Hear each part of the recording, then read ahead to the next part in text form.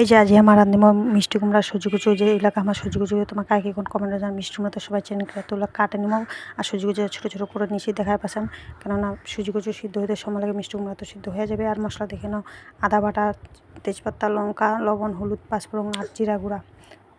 তো এবার কড়াইটা বসায় দেবেন, কড়াই গরম হয়ে গেলে ওটা দিয়ে দেবেন তেল, তারপরে পাঁচফোড়ন, তেজপাতা দিয়ে নাড়ে চাড়ে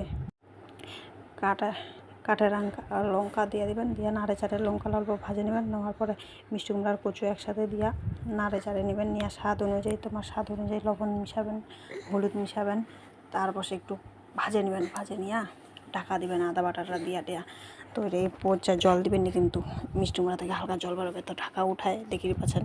তারপরে একটু নাড়ে নেবেন, ভাজে নিয়ে আর জিরা গুঁড়াটা দিয়া আর একটু নাড়ে চাড়ে, মানে এই মুহূর্তে জলটা মিশাবেন, আবার ভাজে নেবেন। ভালো করে ভাজা হয়ে গেলে জল মিশাবেন সিদ্ধর জন্য যতটা দরকার, তো সিদ্ধ ঢাকা দেওয়া সিদ্ধ উঠে এবার ভালো করে কষায় নেবেন, একটু যাতে মাখো মাখো টেক্সচারটা আসে।